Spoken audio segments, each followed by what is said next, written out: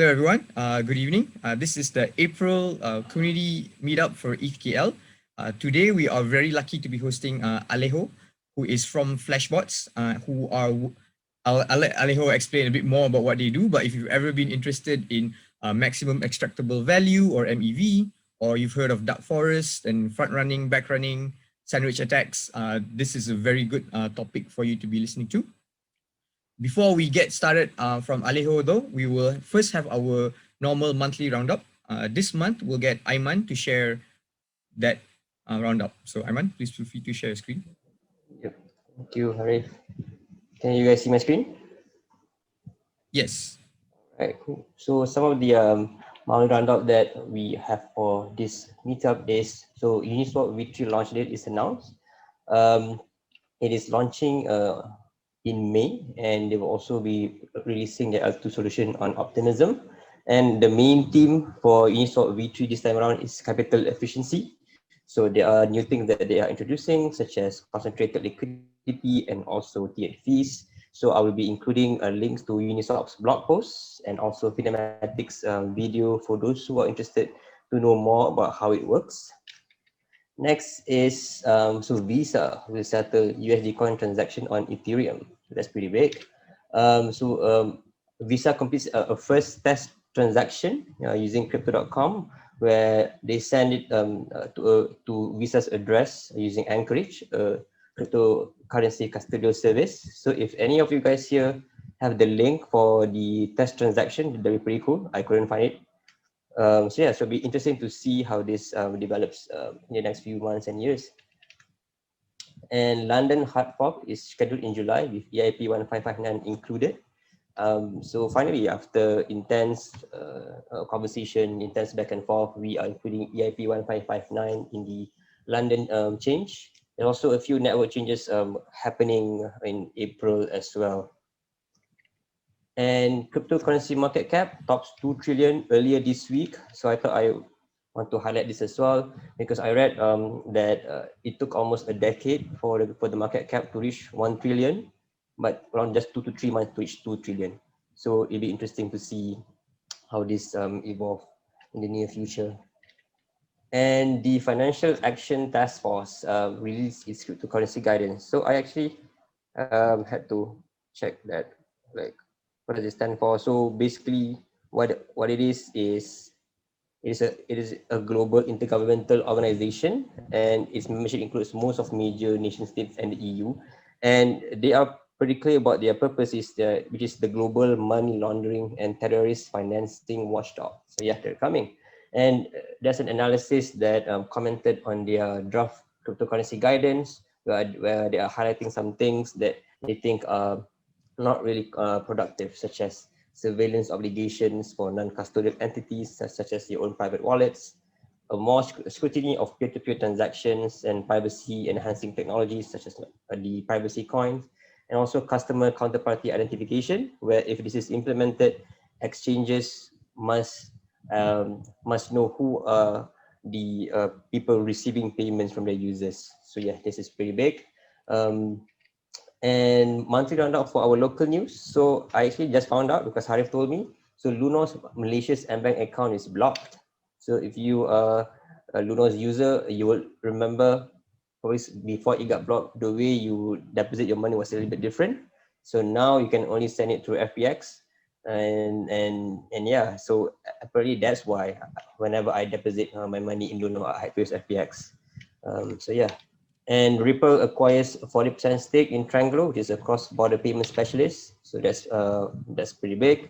And finally, I just want to highlight this cool article that I read by the Ken Southeast Asia about Southeast Asia's burgeoning crypto art movement, where they interviewed some artists in Southeast Asia about how they are using NFTs, crypto arts, to do a living. And one of the things that they highlight is the very, very expensive gas fee when they are setting up these crypto arts. So because even $100 gas fee, if you live in Southeast Asia, you can do a lot of things. So yeah, if you are interested to read this article, do send me a message, because it has a paywall, but I'm sure we can figure it out. So yeah, so that's all that I have. Back to you, Arif. All right, thanks, Aiman. And oh, actually, Ayman, you can just show the next slide, I think. Yeah, so so now it's time to welcome Alejo. Alejo's the Director of Research of Flashbots, and he was previously the Head of Research at OpenZeppelin. He's calling in from Argentina early in the morning, so please give him your rapt attention because he's kindly sharing his time. Welcome, Alejo. Thank you so much, Harry, for the warm welcome and for all the organizers for having me here. Super excited. I were just chatting before. We have in Buenos Aires also a meetup where I've participated sometimes. I've been giving talks there, and yeah, it's an honor to be in the other side of the globe. So yeah, I guess one of the advantages of moving live online, right? So thank you. All right, let me find my slides. We'll see how it goes about this sharing thing. Let's see.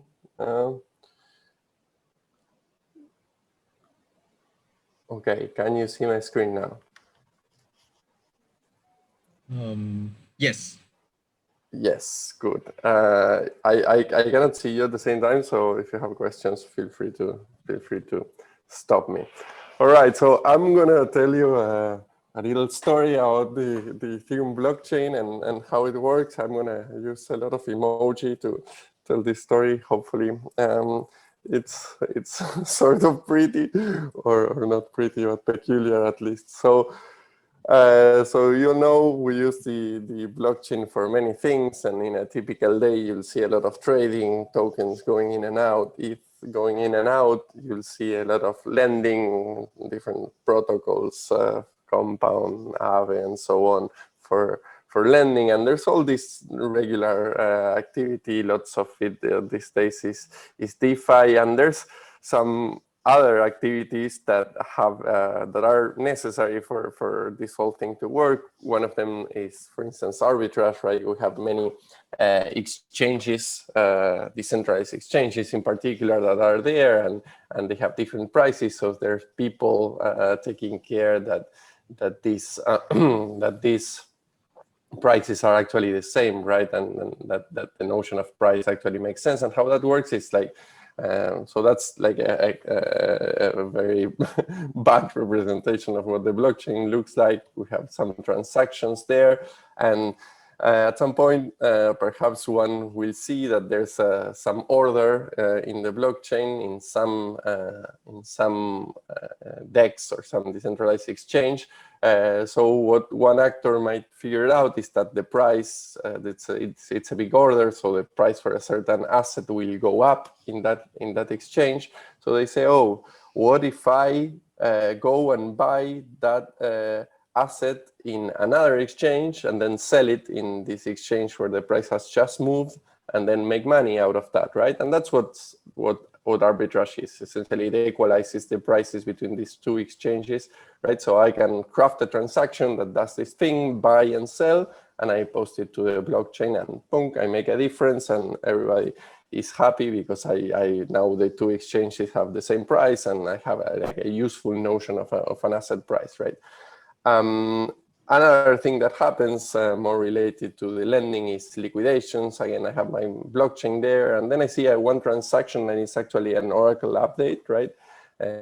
Most of these liquidation lending protocols have Oracle systems which tell you what the price is. So I took a loan, for instance, in DAI, but I put ETH as collateral. So if the price of ETH goes down too much, then I start being under collateralized, right? And the way to know that is through an Oracle. So perhaps I see an Oracle transaction that I know will change the price. So I say I can look at the loans, the outstanding loans, and I can figure out if there's a loan that's gone underwater, right? Because now the price is no longer sufficient to cover for the amount I took out. So so I say, okay, this is gonna go underwater, so I can pay back the debt and take part of the collateral, right? So this is how a liquidation works. So I see this Oracle, boom, I pay back the thing, and I get the money out, right? This is a liquidation, and this is useful because all these systems depend on liquidations, right? Otherwise, there would be unhealthy positions, and people could lend for free and defraud the system, essentially. So again, this is part of the normal. Of course, the one that's been liquidated is typically not very happy, but it's a necessary part for the system to work well, right? Let's take a final example of activities that can go on a happy day on the blockchain world. So I can like inspect the blockchain and look at the contracts that are lying there. Perhaps I'm a security researcher. I know a lot of Solidity, and I figure out there's a hole right in one of the systems I'm looking at. There's a problem, a security thing, and I can figure out that I can take money out of the contract. So I'm a white hat hacker. So I say, okay, the hat is black in that picture, but I couldn't find an emoji with a white hat. So, okay, I say, okay, I'm gonna take the money out and then give it back to its rightful owner and become a hero, right? So this is what white hackers do, white hat hackers do. So I post my transaction, taking out the money, and then everybody's happy, and I can return the money to the rightful owner. Okay, so these again are typical things going on in the Ethereum blockchain every day, and this could be the end of the talk and say, okay, everything is happy, all these useful things going on, and it's a super happy world. If it were not for something you might be aware about, which is the dark forest, right? So the dark forest is an alternative name for the Ethereum mempool, right? And so what is the Ethereum mempool? The Ethereum mempool is the place where transactions live before they get mined into a block, right? So let's look at it, how it works a little bit. So again, perhaps I see this opportunity for arbitrage, right? I see that someone is trying to buy a lot of money. So I say, okay, I send my transaction that buys and sells this. Oh yeah, I see this message area. This comes from a sci-fi author. That's a great comment. I actually read the one on the three-body problem. So yeah, that's a good analogy where if you move, then you're detected, right? So the only way not to be detected is not moving, right? So what happens here is analogous. Again, I have my transaction that tries to perform an arbitrage, buying cheap and selling more expensive after a price update.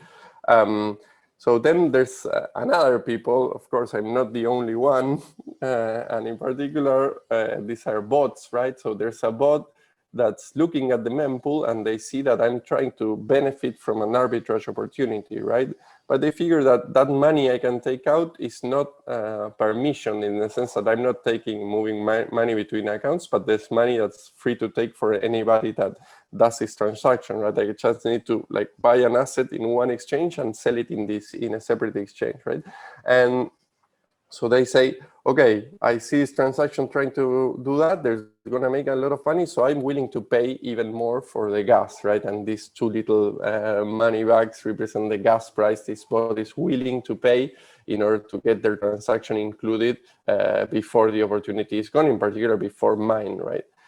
And then there's another stronger bot that says, okay, I'm willing to pay even more than that because, again, there's money being made here, so I still can pay more gas to get my transaction mined first, and I will extract this opportunity, right?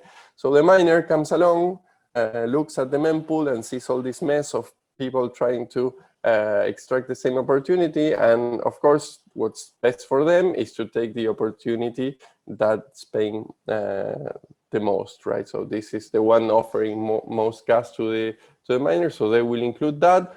But then, of course, there's other opportunities that also pay, right? Even if it's not good for the bot and perhaps the thing will revert, there's still something going on there, and there's still some gas that will go to the miner. So they go and include all the transactions there after the one that actually will do the extraction, which is, again, the one that paid more.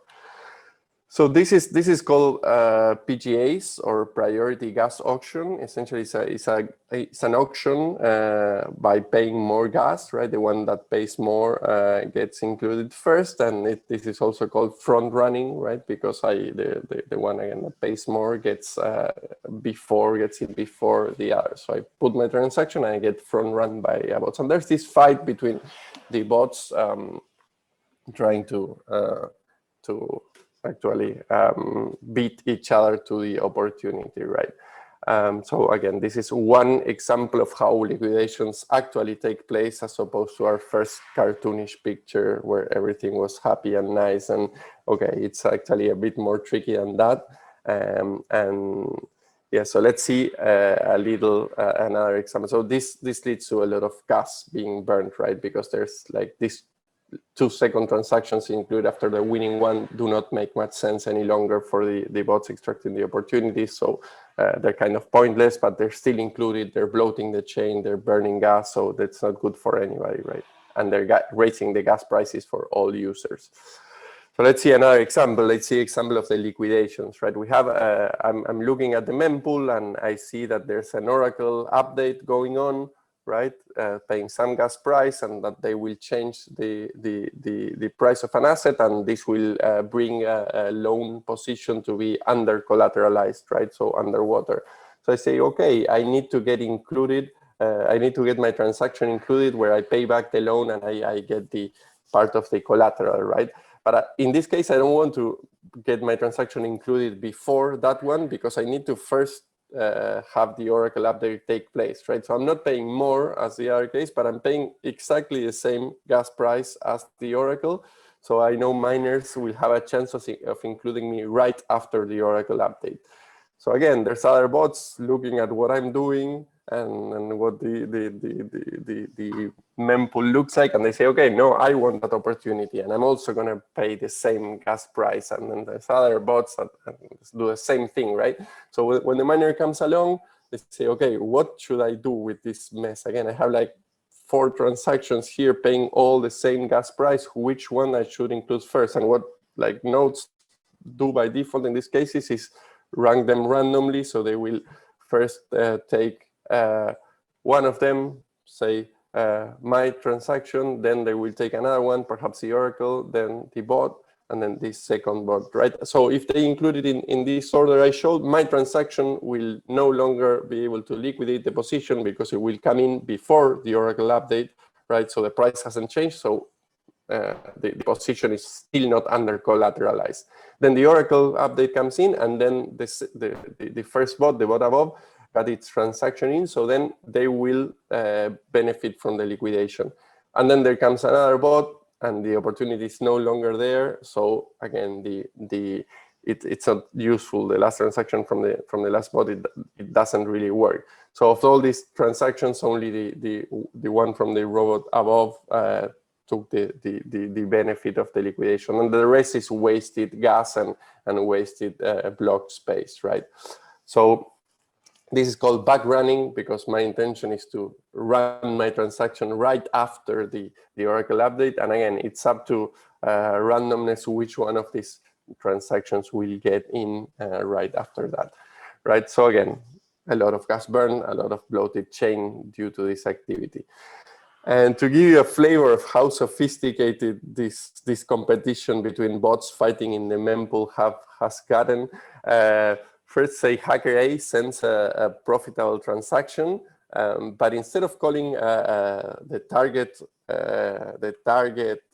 contract directly, like bots are monitoring, of course, the addresses of interesting contracts to see if there's calls happening. I will build an intermediate contract so I don't get detected by other bots trying to copy my transactions, right? So what another hacker does is, okay, I don't care that you don't call directly the contract that has the opportunity. I will go ahead and copy the blockchain state for the blockchain and simulate your transaction of change or off chain and see whether there's some internal calls to that contract, right? To any interesting contract. And if I do that, I can figure out you're exploiting an opportunity.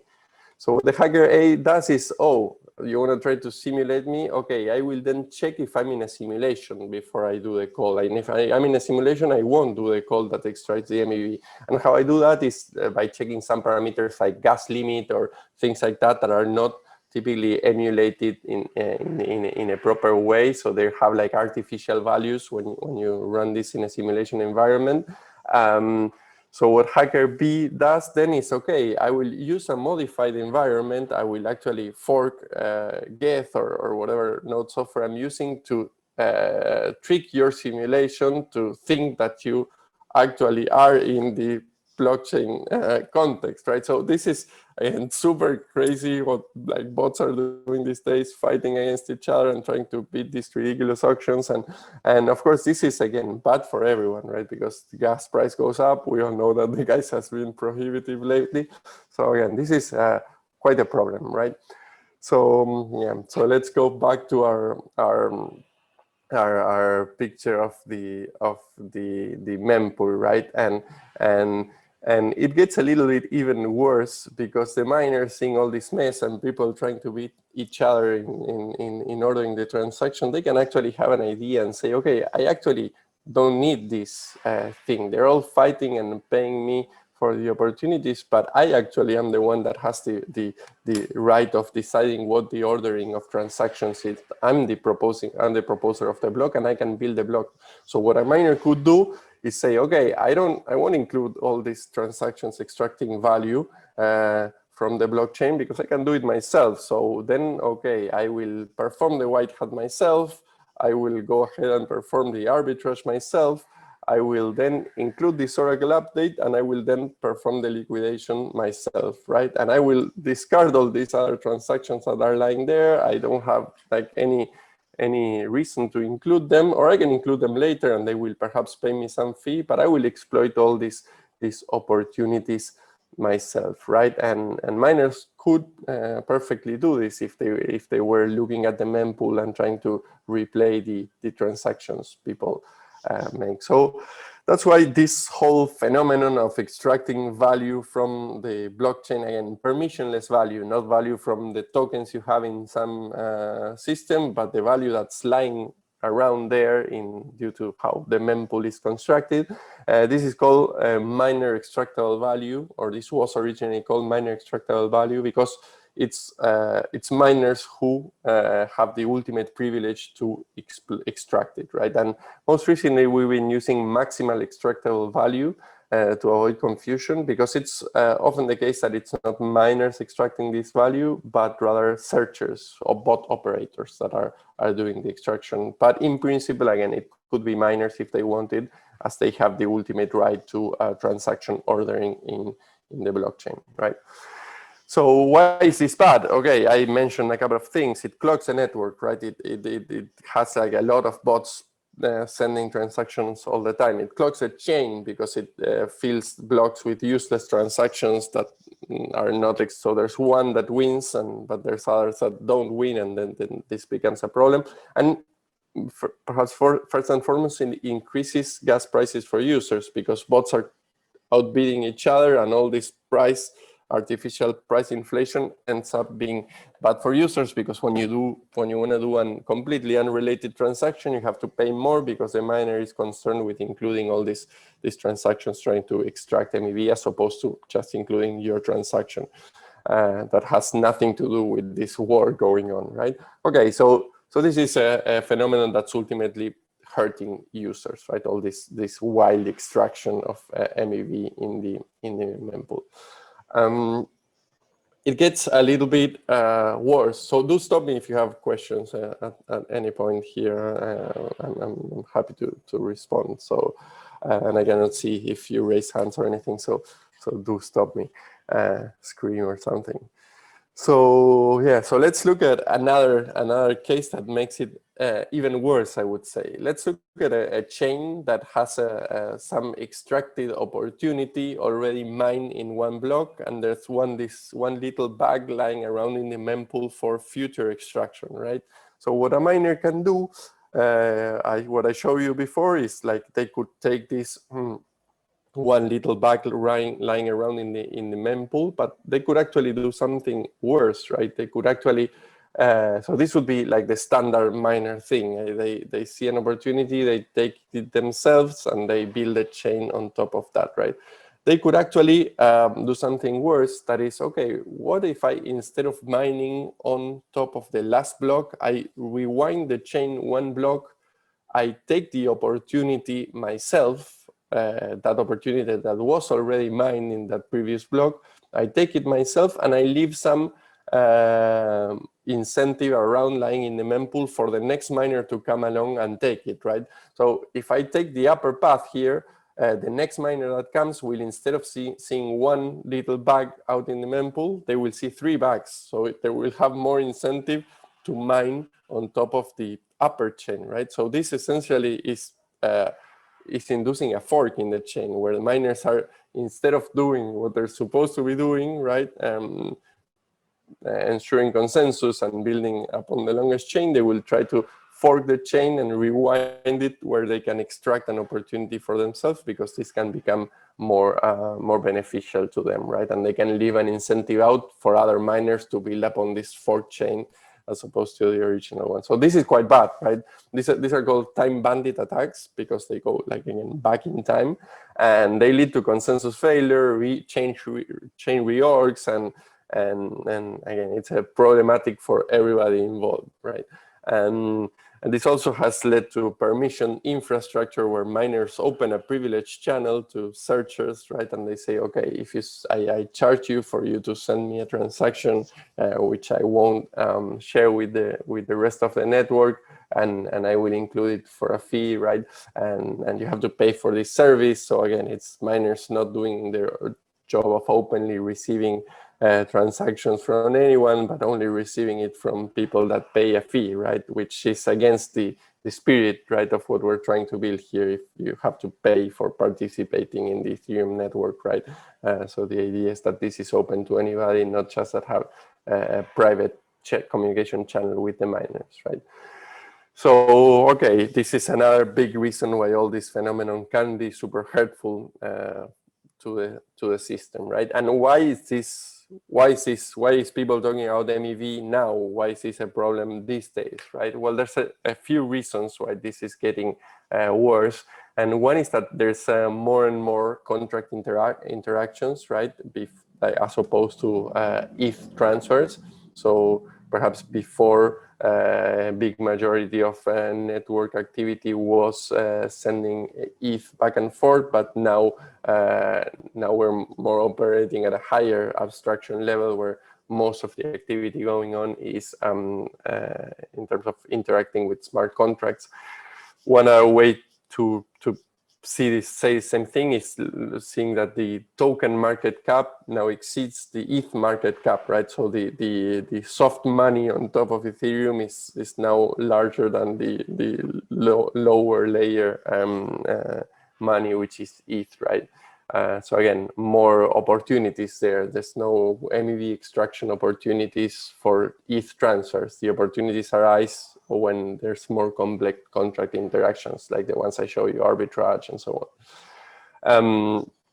Now transaction fees are exceeding block rewards, right? You know that miners get a reward for mining a block. That's standard part of the protocol, at least until EIP 1559, which is a separate question here. But so they do earn a reward, but now they're getting most of the reward by transaction fees, right? So again, this hints at there's a lot of money lying around at this higher abstraction layer.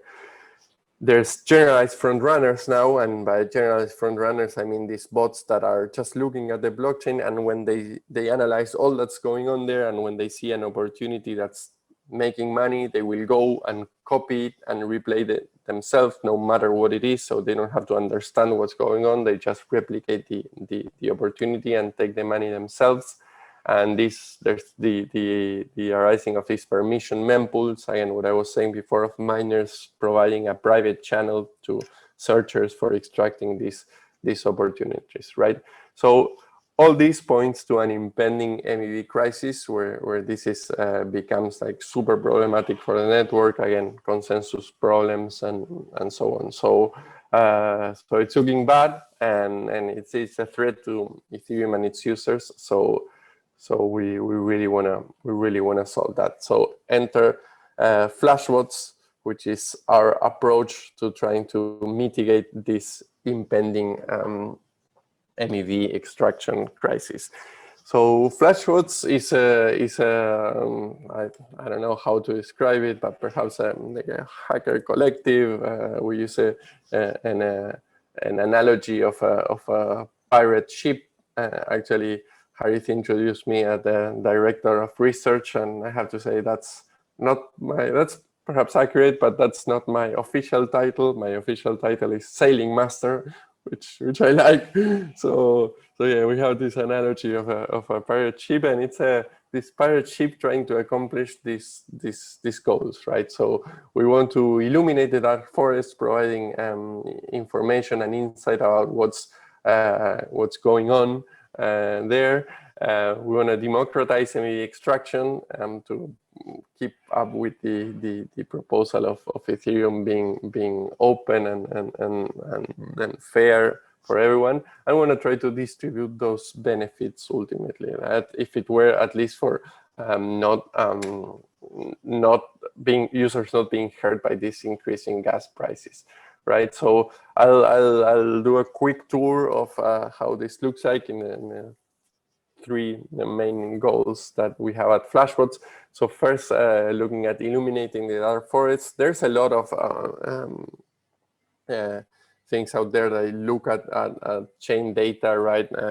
Well, EtherScan, which I didn't mention, which is of course the first one we all look at when looking at network data. But there's others that also try to do some that have some insight into this type of things, like the blog, Tune Analytics. Like this is one plot, I think, from the blog that it's like Ethereum miner revenue, right? And again, this is very limited what they do in terms of looking at this MEV extraction. They're barely scratching the surface.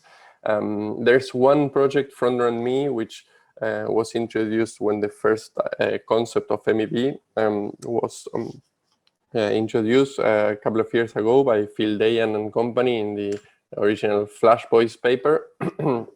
and that has some insight on things, but it's a little bit outdated. And if you see the UX, it's not really useful to understand how extraction is taking place nowadays. So one of the things we have at Flashbots is MEV Explore, which is a tandem with MEV Inspect, which is an analyzer of all this extraction process, right? And there's, if you go to explore.flashbots.net, you can see this is a screenshot I took from there. It tells you how much extracted MEV has taken place. Last 24 hours, there's $3.6 million in extracted MEV in the last 24 hours, and how this is growing and how this looks. There's several statistics there to try to see the extent of this phenomenon, right? We also look at how this MEV is split across protocols and by type, arbitrage versus liquidation, and yeah, so this is all an incomplete approach. It's very hard to, or perhaps even impossible to try to quantify all extraction. So what we try to do is try to incorporate more and more inspectors, as we call them, that look at the chain and try to figure out when extractions are taking place, and yeah, try to quantify those to include it in the dashboard. So this is all again open source and open to contributions. So if you're curious about data and would like to contribute there, we would be more than happy to guide you to the code base and help you get started with it. There's several issues there. We have some misclassifications too that are good for getting started. So anyway, this is again all of what we do at Flashbots is open source. So this is an open source project, and we really mean it to be a community effort. So yeah, welcome all contributions on that front, and do check the dashboard we have online for summaries of how MEV is taking place these days. Second big goal of Flashbots is democratizing MEV extraction. And for this, we have MEV Geth, right? So what we do here is we have a fork of Geth, the node software, that opens a way for sending transactions, and where this auction, this priority gas auction I was telling you about, doesn't take place in the mempool but off chain, right? So what happens here is, say there's one opportunity in the mempool, some order that will change some price. So the miner, instead of looking at the mempool for including extracting transactions, they talk directly with the searchers and they say, okay, there's one bot that's offering this much money, share with the miner to get their transaction included. There's perhaps this different bot offering more, right? And then the miner will say, okay, I will include the one that's paying more, but I won't include the other transaction, right? So what this means is that the losing transaction will not be included on the chain, and this gas auction is not going to be seen by all users of the network, and so it's going to be better for everybody, because it's not this gas war will not blow will not be done in the actual mempool, and so it will not affect regular users, right? So this is essentially how MEV Geth works, right? It opens a channel for searchers and miners to do this negotiation off chain. It's open, and it has, as I said, less negative externalities for other users of the network. To take another example, let's go back to our Oracle update, right? There's an Oracle update, and hence perhaps a liquidation opportunity coming up. So what searchers can do is order transactions in what we call bundles, transaction bundles. So there's one bot that offers some money to bundle two transactions. So they say, okay, I want this Oracle update transaction that I didn't initiate, but it's in the mempool out there, so it's already signed. So I want you to include a transaction bundle that's this Oracle update followed by my liquidation transaction, and I want you to include them in that precise order and with no transactions in between, right? So I'm sure I'm the one exploiting this opportunity, right? And again, other bots can offer some price to the miner to include that, and the miner will include these two transactions in that order, right? So in this way, again, the bot has no risk of losing out to the race, and this competition is not taking place on chain. So these are what the transaction bundles look like in our RPC call. How we do this by opening a new RPC call, ETH send bundle, right? That's similar to ETH send transaction, but essentially instead of sending just one transaction, you send an order list of transactions. Like I want these transactions to include this one first, this one second, and the miner will include those at the beginning of the block. So it's a block number, doesn't matter, like a target block where I can include it, and some timestamps there for validity of the bundle, right? So this is how MEV Geth in a nutshell works. This is our fork that miners should be running if they want to receive bundles and directly benefit from MEV. So this is good for miners because they don't need to start coding bots and start analyzing the transactions in the mempool to see if they can beat them and try to replay them where they're beneficial to them. They just like change the software they run from vanilla Geth to MEV Geth, and they start automatically receiving money from searchers, right? So how this works, this is a small scheme of how this takes place. So this is vanilla Geth. Users send transaction that expose MEV to the transaction pool.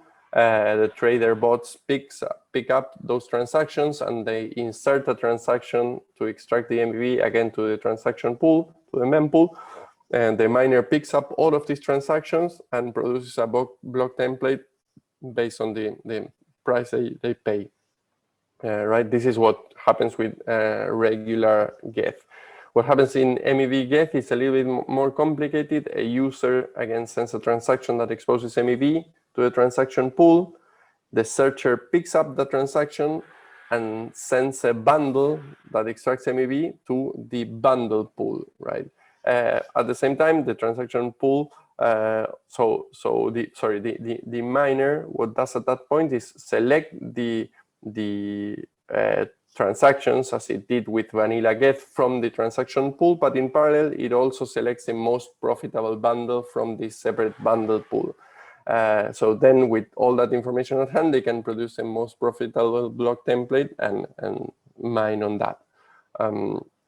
So yeah, this is a little scheme which represents how these bundles interact with the transactions pool. So this shouldn't be ever, if again, trusting the code does what it's intended to do, it's not risky for the miners because they would at least, so they also take into account the transactions. So it's not like they drop transactions, they compare the Flashbots block with the vanilla block, and they only will mine on that block if it's more profitable for them than mining the vanilla block, right? So it's a very easy path for miners to start making MEV money.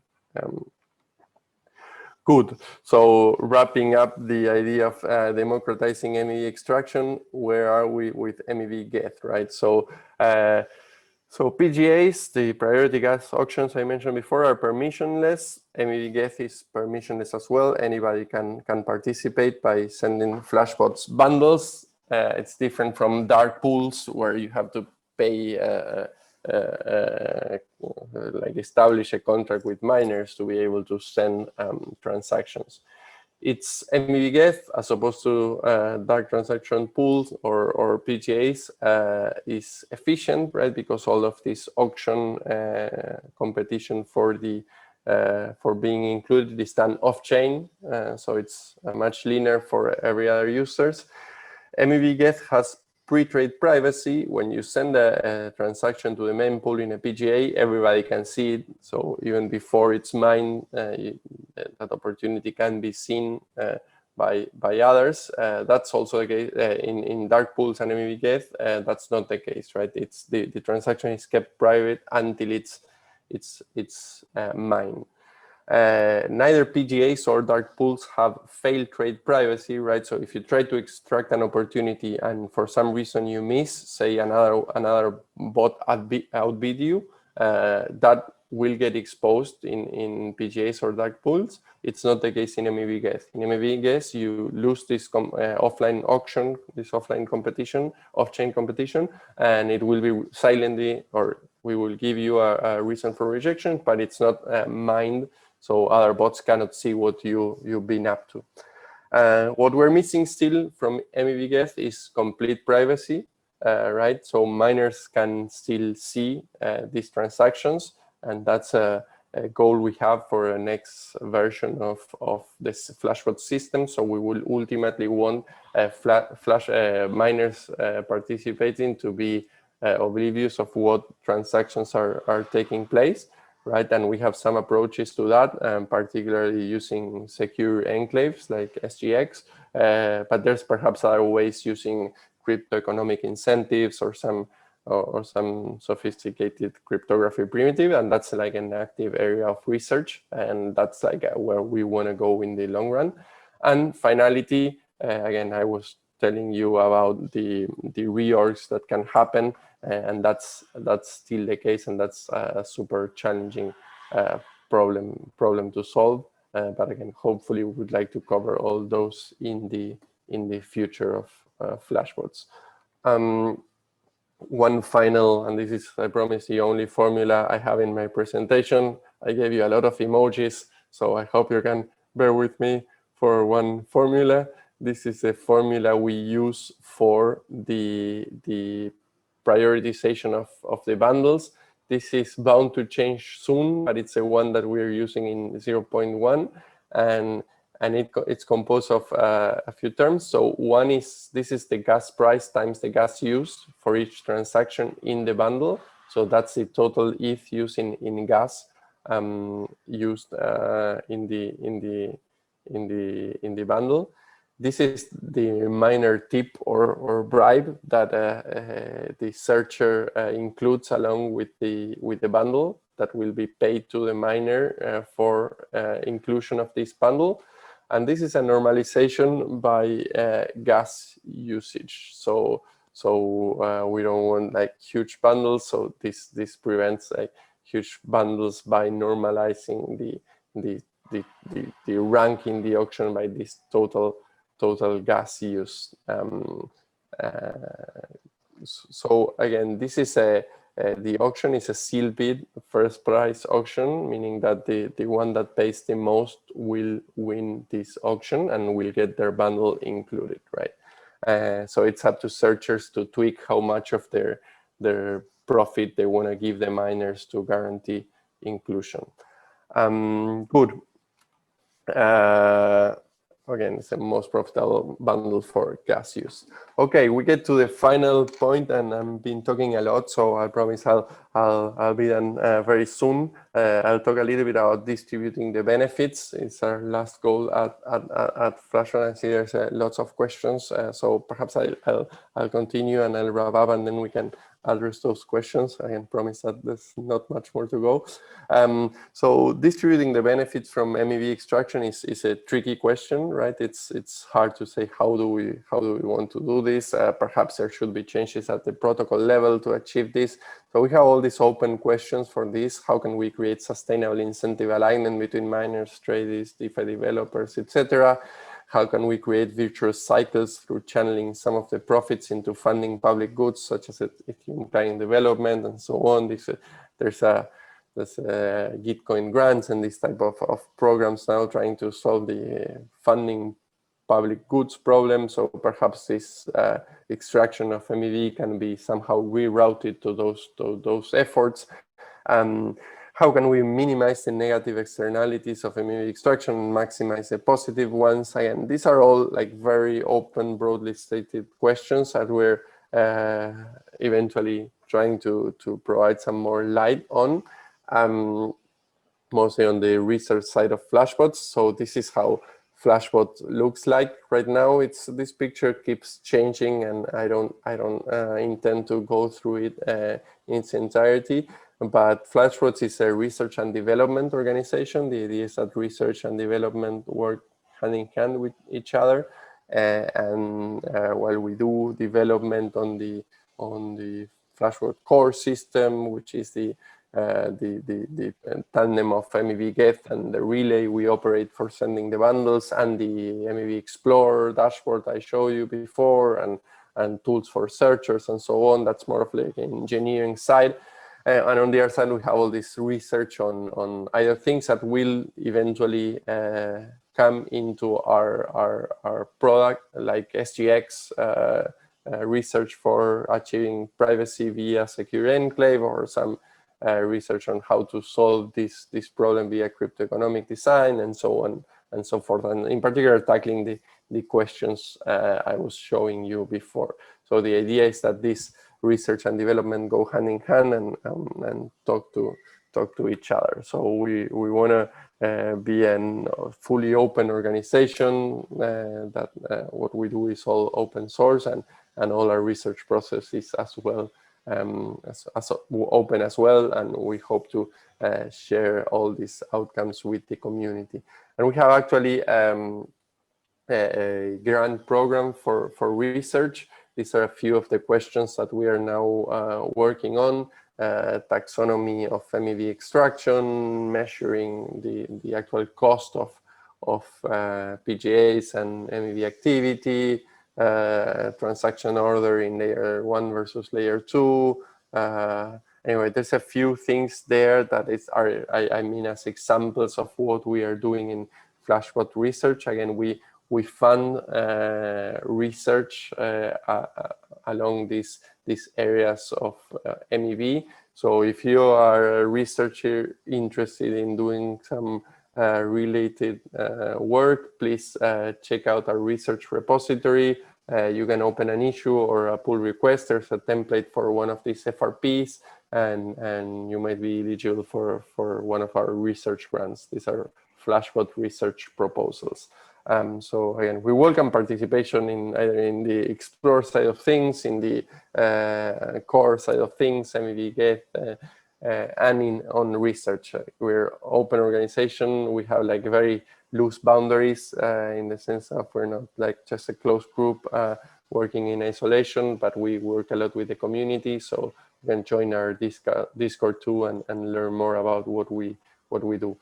Final comment, Flashbots Core 0.2 coming up soon. So this is another thing where we welcome contributions. We're improving MEV Geth and Relay a little bit in the coming month. So this is a good time for us to receive feedback. So we have a repo, the PM Flashbots GitHub repo, where we have a discussions forum where you can give input on these features.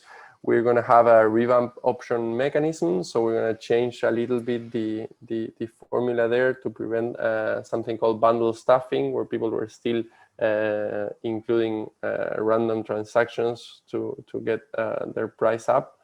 We're going to have bundle merging. So right now the 0.1 version only includes a single bundle per block. We're going to have the feature of including more than one bundle if they're not conflicting with each other. We're going to discard reverting transactions, which is probably what searchers want if their opportunity extraction didn't go through. We're going to include a proxy payments contract to track minor payments and have a little bit more insight about what are Flashbots blocks in the chain. We're going to start the experiment with full block submission as opposed to just bundles. We're going to replace HTTPS RPC calls with WebSockets. We're going to build a testnet infrastructure, and we're going to put up a neat code of conduct for what we expect from miners. So a lot of features, as you see, coming up in 0.2. Perhaps this should be a major version. Lots of things going on there. So anyway, we welcome feedback from all of you there. If there's any bot operators there that are concerned where this is going, please give us your feedback. We listen to the community, both miners and searchers, and there's a repo there where you can check for all this, or also upvote for features there. Good.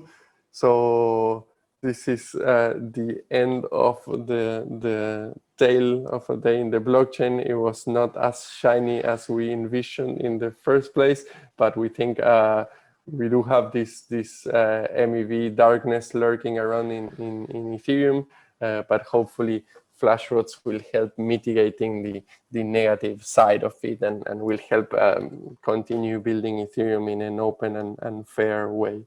So thank you again for having me, and I'm happy to take questions now. Right, thanks a lot, Alejo. That was, I think, a lot for everyone to digest.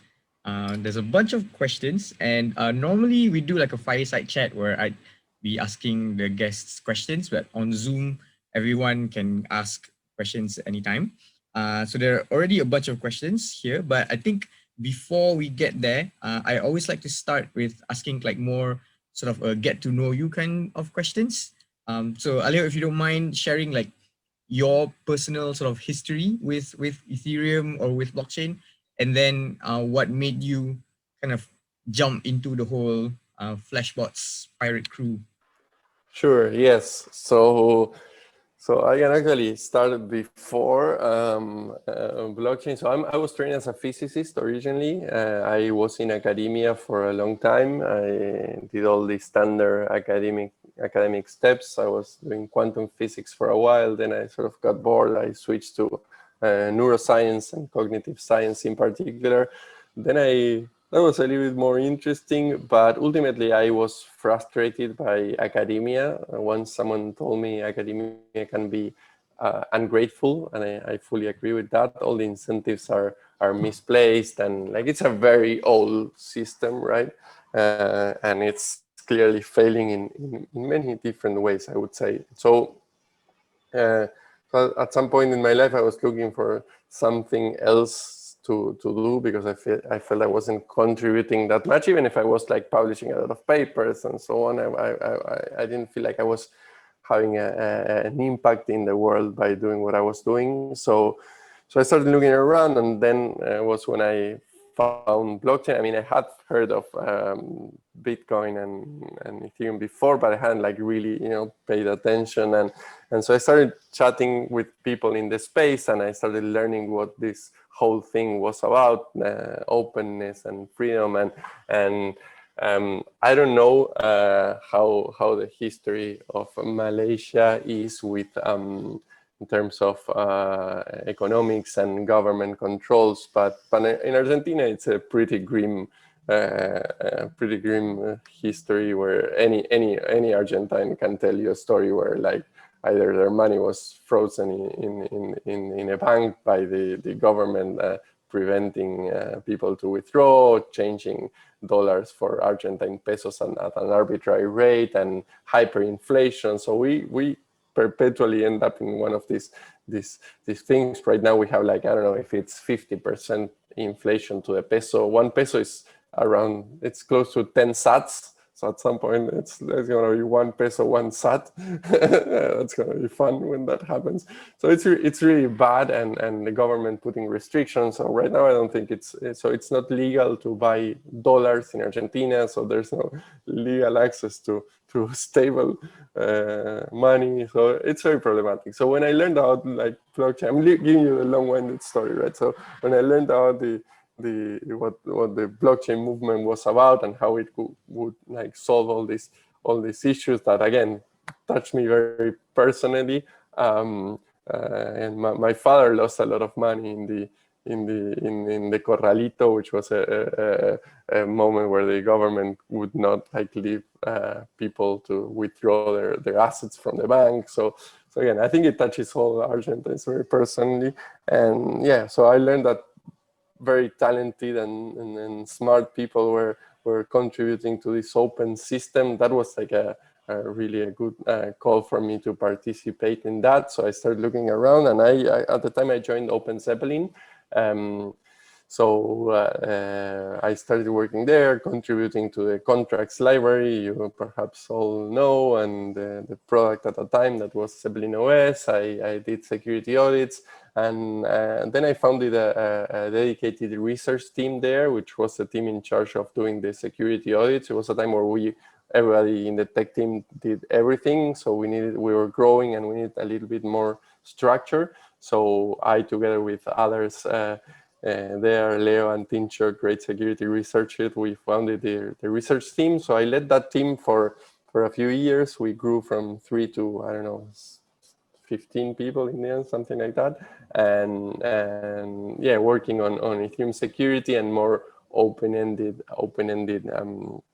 research questions. And that was a great ride for me. I really enjoyed, and I really got that feeling that I was contributing much more than when I was doing science, right? So it was an experience that was really great. After 3 years at OpenZeppelin, though, I felt I needed a change, some more new challenges, learning new things, and I was super interested by MEV, and I actually contributed to Flashbots in the Inspect, a little code there, and also a little bit to the research process, since I had been working on something similar at OpenZeppelin. So yeah, and so at some point the opportunity arose to like actually start working for Flashbots full time, and really get close to a project and put all my energy there. So yeah, I thought it was a great opportunity to try to again use my time and energy to tackle this problem that I think it's a impending big one for Ethereum. So I think Flashbot is taking the right steps to mitigate it, and yeah, so it's what I'm doing now, sailing master there, whatever that means, and yeah, it's a great group of people, and in a very important quest. So so yeah, super happy to be there now. Cool.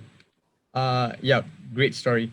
We have a bunch of questions, not just on the Zoom chat, but also sent other places. I don't know if you can get through all of them, but I'm just gonna try and ask them. And maybe Alejo, on your end, if you can explain in the like simplest and shortest way, if that's possible, so that we can get through the questions that's here. I think the first one, and please let me know if I miss anyone's question. Ray asked, how do you convince miners to use MEV Geth? That's a great question, and the short answer is Tina. We have a magic person in the team that does her magic and talks to miners, and she convinces them. So yeah, you would have to ask her how she does it, but yeah, she's great at doing that. But one thing to note, apart from Tina's magic, is that so the MEV Geth fork of Geth is a small fork, right? And so by reading a few lines of code, they can, like miners can opt in into a flow of MEV extraction money. So they just switch to MEV Geth, and provided again that the code is not doing anything funny, they will start making more money. So it's a pretty compelling argument if you think of it like, hey, you just need to like use this different software that's just like the one you're using, but with these small changes, you can inspect them yourself and see that it's nothing weird going on. And you can even test it with a few machines and scale it up. So it's a pretty, I would say, soft path for miners to adopt Flashbots. So yeah, and a path to like instantly making more money. So that's again a compelling argument. So yeah. But again, I don't want to minimize Tina's work because it's pretty impressive what she has done. So yeah, it's a mixture of this convincingness of the argument and Tina's magic that got us where we are right now. And I think because I've been looking at the recently, I've been looking at the data on Flashbots. I think most of the top miners, mining pools are already using Flashbots. The only exception is Ethermine, but I think everyone else, at least in the top 10, I think are already kind of mining on with Flashbots. Yeah, we have more than 51% hash rate of the network going through MEV Geth. So it's a pretty wild achievement. It was super fast too. So yeah, we're super happy about that. Yeah, and I think just below 50% of blocks have bundles was what I was just checking because I've been doing some queries recently. And sorry, in the last 1 week, just a bit less than half. And that's a lot more than only a few weeks ago. It was like 1% of blocks. Yeah, okay, next one, underscore, I say anonymous, asks, how to contact miners? Is it through RPC calls? Yes, so that's a great question. We have an onboarding. So right now, all traffic to miners is going through Flashbots Relay. We don't do any type of censoring or anything. We just make sure that we're sending profitable bundles to searchers so that they don't get spammed with bundles. So, but it's open to anybody. So you just need to. There's a good tutorial online. So there's in the PM Flashbots repo, there's a guides section, and there's one for searchers and one for miners. So essentially, you just have to sign a message with any Ethereum private key, and that allows you to send bundles to the Flashbots relay, which we will relay to the miners. And yeah, how it works is via an RPC call. That's send bundle, but you don't need to work at low level. We also have implemented providers like a extension of Ether's provider, which you can use that already has a send bundle method that you can use in your code. And there's also a Web3 provider that I think someone from the community worked on. So yeah, we have all that infrastructure. So you with very little tweaks to your code, you can start sending the bundles to the Flashbots relay. That's all like very well explained in the guides we have on the repo. Okay, and next one, also anonymous. How many transactions can be included in bundles? There's no limit now as of how many bundles. We were seeing this bundle stuffing thing. So we actually put a restriction on the number of different transaction destinataries. So we said you can send as many, include as many transactions as you want, but only up to at most two addresses. And I just see Pala in the Zoom, Santiago Paladino. I know he was complaining about this because he wanted to do a white hat rescue and this was too limiting. So we were working. I think we're definitely taking this restriction out on for V0.2. I'm not sure if it's up now. I think we're making some changes to really. I'm not. I think it's perhaps still there, but again, there's no restriction on the number of bundles, but on the two addresses if there's one. But this will all go away with Flashbots 0.2, and where we have like a different auction mechanism that tries to prevent stuffing in other ways. Do you see a situation where like a whole block can be full of bundle or bundles? And basically it becomes just a bundle kind of network. Yeah, this is a great question. So one approach, okay, Pala has the latest coupon on this. It says it, too many messages, has two distinct senders and two distinct recipients. Okay, thanks for the latest thing. He knows Flashbot system better than I do.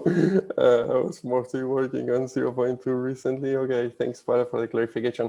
So yeah, to your latest question, yeah, this is a great point actually. So why restrict ourselves to bundles and why not blocks, right? This is a great question, and it's something we are actually introducing in core. So in core 0.2, I mean. So we are opening an RPC call to start experiment with sending full blocks. Some searchers have manifested that they want the opportunity to order all transactions in the block. And perhaps it's what's most pure, right? Like separating, like what we're auctioning is not just one slot at the top of the block, but the entire ordering privileges for an entire block, right? So we're certainly thinking about that. It's perhaps the way to go. It will ease the load on miners that have to do all the bundle merging and so on. So if you just send them a block, they just need to check for profitability and include them. So yeah, it's definitely an option, and we're going to start experimenting with that in the next version. I think there's like it's early to say, but I see no reason why we shouldn't converge to full block ordering auctioning. I don't know, that perhaps might leave some opportunities out. Like if you don't see an opportunity and someone else does, you will be preventing that from inclusion if you don't do merging properly. I don't know, it's hard to tell where it's going. We're trying to opening the two avenues in parallel and try to see where that leads us. Okay. Next one, also anonymous. Do you have a sense of the average tip or bribe that's being paid to the miners? Say again, any? Do you have a sense of the average tip or bribe that is being paid to the miners? I guess that's both for just Flashbots and also if you can tell outside of Flashbots.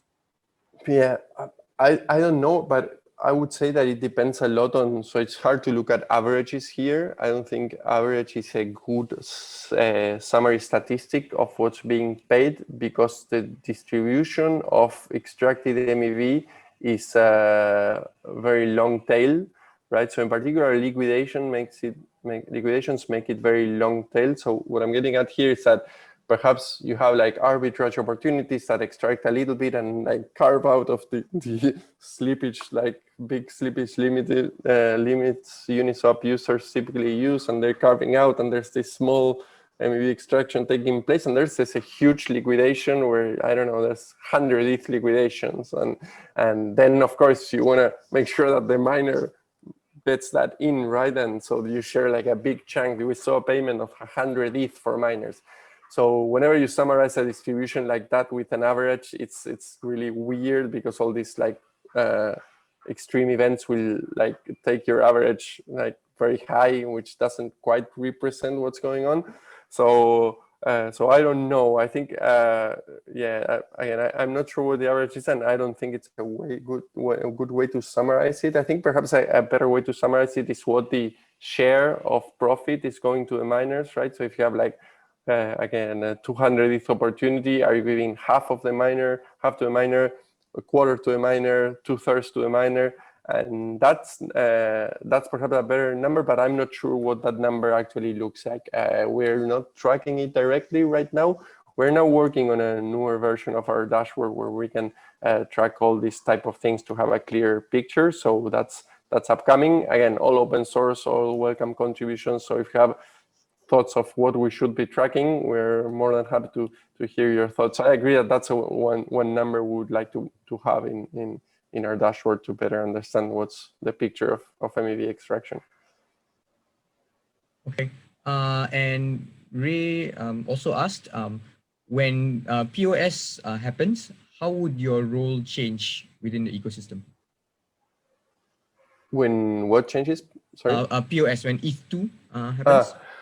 Yeah, this is a great question. So so MEV will still be present, perhaps like not called M or maximal extractable value, and this is also one of the reasons we change MEV from minor to maximal, because when miners are no longer part of the picture, there will still be extractable value lying around, and this again comes from the fact that there's privileged rights to ordering transactions in blocks, right?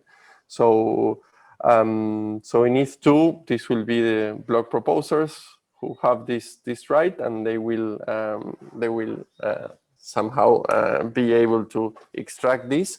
So it's unclear as of yet how this will look in the far future. For the closer future, so at the state of the merge and so on, it's a bit clearer. So how teams are proceeding now, the idea is that the proof of work component of Geth is replaced by the proof of stake thing done at the Beacon chain, and the validator. So all the logic of Prismatic and all the other ETH2 clients. But so I'm using Geth and Prismatic because also I have like once I use an example, but this is valid for any L1 and L2 ETH1 and ETH2 clients. So the idea is to replace the proof of work modules there by the ETH2 proof of stake ones, but the block proposing and ordering will be handled by the same code that was being used before.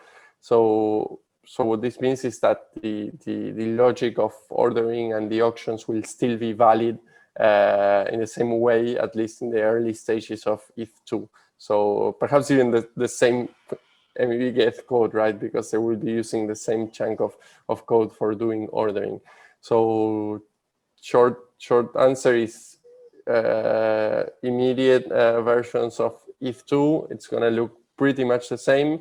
Long-term versions, it's more unclear, but there will still be a version of MEV and extraction taking place, and we have to see how that can be mitigated in terms of problems for the network. Okay, there's a couple questions, but I think they're unrelated, and Mariano already put some answers in the chat for one of them. I'm gonna skip to Patricio asks, and I think this is an important question. With the addition of an external dependency on SGX, it's a breach of the social contract of Ethereum. What are your thoughts? And maybe you can also just give a little bit of intro to SGX for those who didn't really catch it that well during your talk earlier. Yeah, so SGX is a technology by Intel that essentially guarantees that your execution is done in a secure enclave where you put some encrypted payload, so you don't know what the payload is, into the enclave. The enclave decrypts it, performs some computation, and outputs an encrypted outcome. Or so what happens there is that the system performing, the operator of the system, does not have access to the sensitive data. So for instance, how this would work is miners will operate an SGX instance, and they will get the encrypted bundles by searchers, and they would not see what transactions are included in the bundle, so they won't have access to the opportunities that the searchers found. They would unencrypt those within the SGX, do the like verifying that they work and so on, the prioritization, compute the profit to the prioritization, and then include the bundle. So this would not be visible by the miners until the block has been mined. So this is the idea behind the SGX proposal for achieving privacy. And the addition, yeah, it's true that like we say, Intel, and I don't know if I like having Intel being a core part of all this. I share that concern. It's a good point. Perhaps it would be better to solve this in a more I don't know, cryptoeconomic principle way, with incentives and so on, that doesn't involve getting an external actor participating like Intel. Here, I agree, but that's less. It's less clear how to do it. So it's certainly a goal in the long term for Flashbots, but it's a super challenging research question. So if you have ideas on how to solve this without using SGX, that's more than fair, and bring that along. So yeah, this is it's a great question though. One more thing about SGX that it's also unclear. It's the performance issues, right? We're still testing whether it's even feasible to do this in an SGX without introducing too much lag to have the system be viable. So again, it's very open-ended where SGX is going and where there's other preferred solutions to this. What's clear is that we want to achieve privacy ultimately. And this might be a bit of a noob comment, but with ZK kind of snarks and all that stuff happening, is there any kind of thing that you could do with zero knowledge proofs? Yeah, perhaps. Yeah, this is what I was referring to when I was saying something like perhaps using some cryptographic primitives to resolve this problem. Yeah, I don't know what the solution would look like or which primitives it would ultimately use, but I think there's a lot of room for exploration there. Yeah, ZK snarks or other zero knowledge type of thing, and yeah, homomorphic encryption things. Yeah, I don't know where the solution lies really. And again, it's a very interesting topic of research. And yeah, so if any of you are curious about that, I'll be more than happy to see you on the research GitHub contributing ideas. Okay, okay, we have only 3 minutes officially.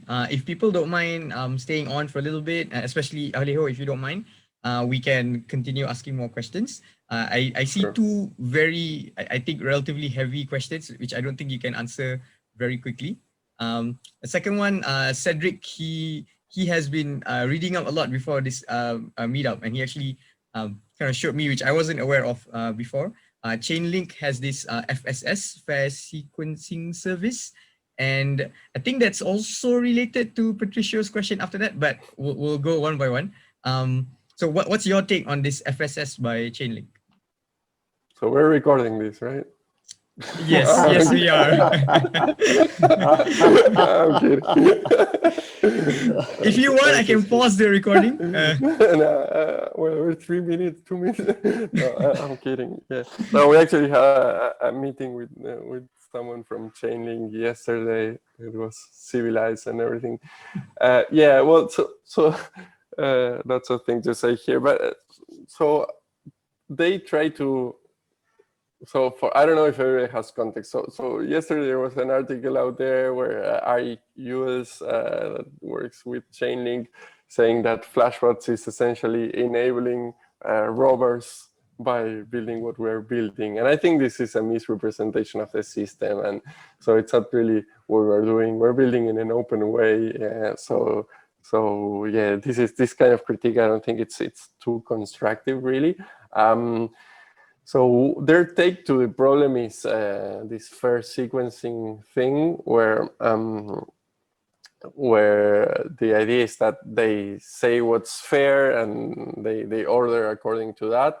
Our response to that, or I don't know if our response, I don't want to speak for everybody in Flashbots, and this pirate ship collective means that like everybody has their own thoughts around these things and we all coexist together. So the problem with this type of things is that who decides what's fair? It's not obvious who's fair. Fair for whom? Fair for the searchers, fair for the miners. So the notion of fair is not a universal thing that you can say, okay, I want fairness, and so I design a system to achieve fairness, right? The problem is that first you have to settle on what's fair, and okay, if you are like an institution deciding, okay, this is what's fair, and then we optimize a system to comply with this notion of fairness, okay, that's well, but that's your notion of fairness, right? So Flashbot doesn't do this in the sense that we're a neutral organization. We don't say what's fair and what's unfair. We just provide the infrastructure for minimizing the cost that extraction has for all users, right? So we don't attempt at saying like this is good or this is bad. We say, okay, this is the infrastructure, and by people using this infrastructure, we will minimize the costs that it has, this whole phenomenon has for the rest of the users, right? So I think we take a less biased approach in terms of like not trying to define what's fair, if that's like an answer. Okay. But ultimately, like ultimately, I think it's an interesting question, right? And I think like so I think reducing MEV that's lying around, it's also like a reasonable goal to have, and of course, if we can design protocols that minimize MEV, I think that's good, and if this will improve the UX for people joining the ecosystem, that's all super welcome. I'm not saying like minimizing the negative externalities by doing an open auction is the only way to this problem. It's a practical head-on way that we're doing, and it's working, and we have a lot of users now, and that's already minimizing the load for the users, right? So it's online today, it's something that you can do. So it's a practical approach, but I'm not saying like other approaches like protocol level changes in the way that nodes order transactions are not feasible. Of course, I think that's like super interesting, but it's a super challenging problem, and I hope like one day we see that solved at a more fundamental level, right? But so far, I think Flashbots, it's a good like short-term solution for this, or palliative. Okay, and yeah, I don't know if you already kind of answered the second question after that on the okay, this is not my own words. Highly inflammatory comments by Ari, Jules, and partners published yesterday. Your thoughts on that? Yeah, so I bundled that with the other answer a little bit. So yeah, we like. Yeah, I think it was very well answered. Thank you. Okay.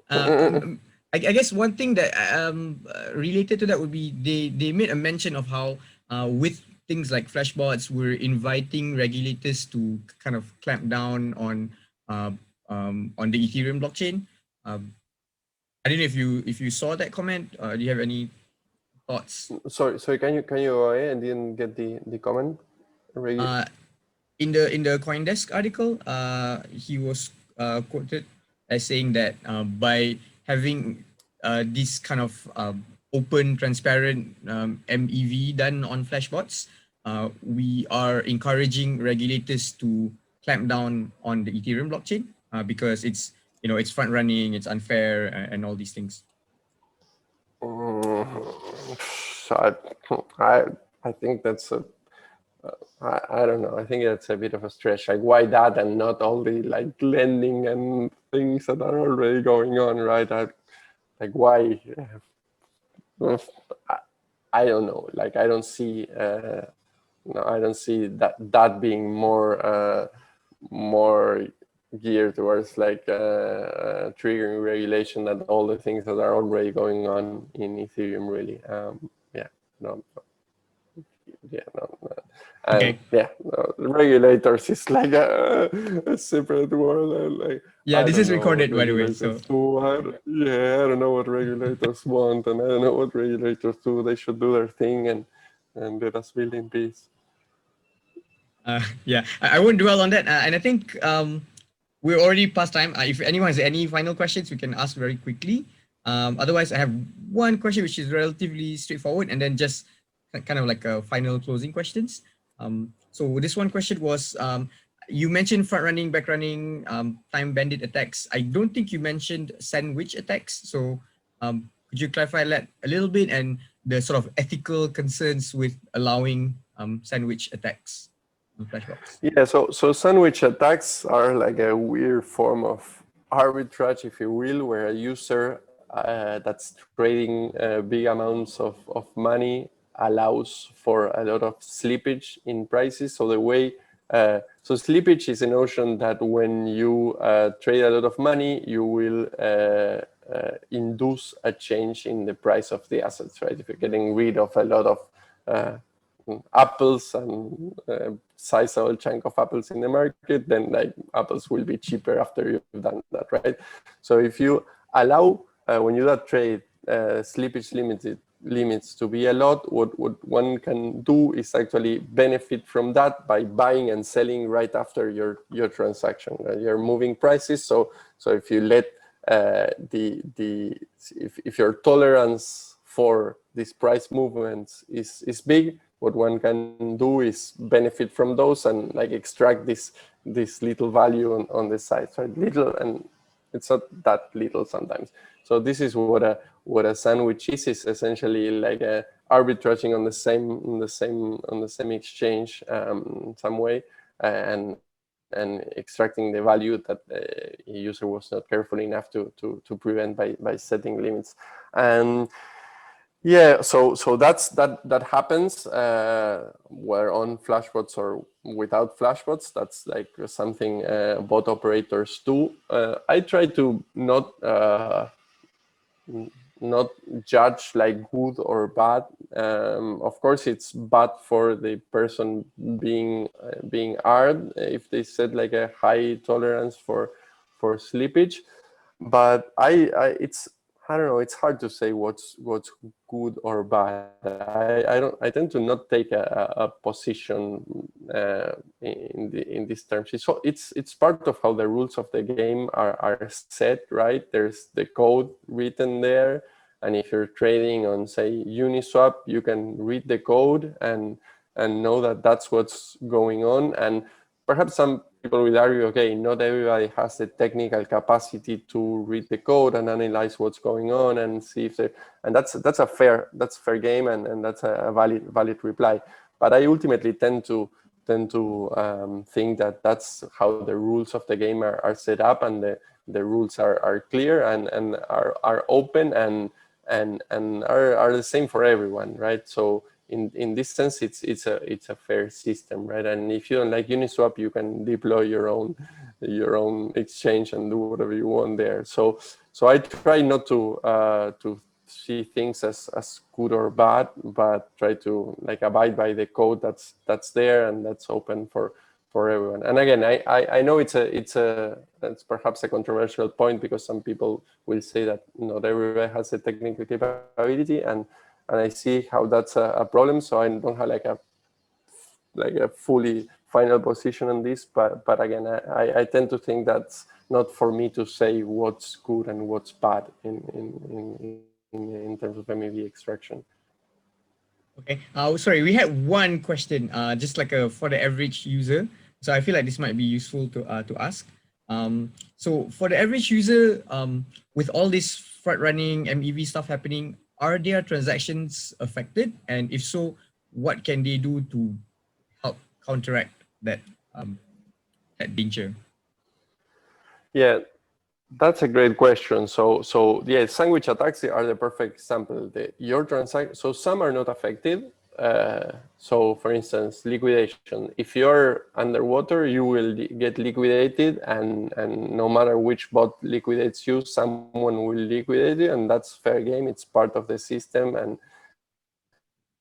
again, the problem for you is more than they're like increasing gas prices, right? But that's a separate story.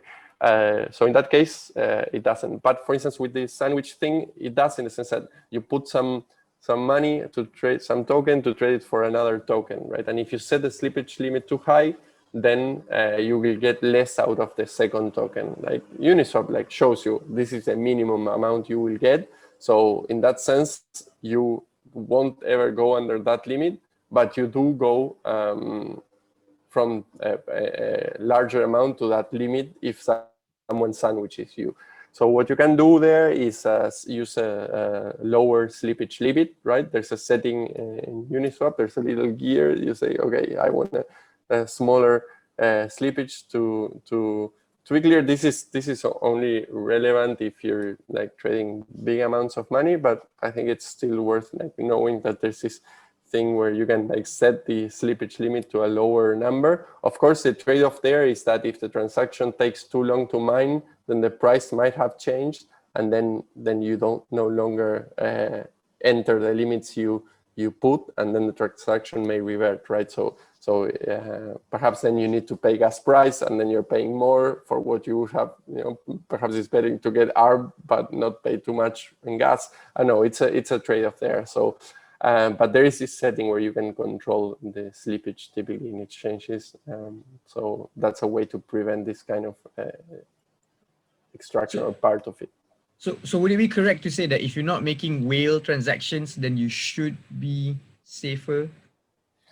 No, I don't know what's the like sandwiches that are being performed right now. I don't know what's the threshold for you can get ARB for any amount, but if it's too little, it's not worth the gas price. So I'm not sure when it starts making sense really, and what we're seeing in practice. Perhaps I don't know if we have that in the dashboard, but this is another good proposal for metric to look at, right? It's an interesting one. I can tell from own explorations that I've seen transactions creating up to 50 Ether of a slippage not being sandwiched. Yeah, but that's a mystery, right? maybe if there's any bot operators here, that's something to take into account. Okay, cool. So I think we've already taken a lot of your time. Just the last question from me is just if anyone's interested to participate in any shape or form in Flashbots, what would be the easiest, best way for them to get involved? Yeah, so I would say join our Discord and join our GitHub. So we have this, I'm gonna type it in the chat perhaps. We have like an introductory repo.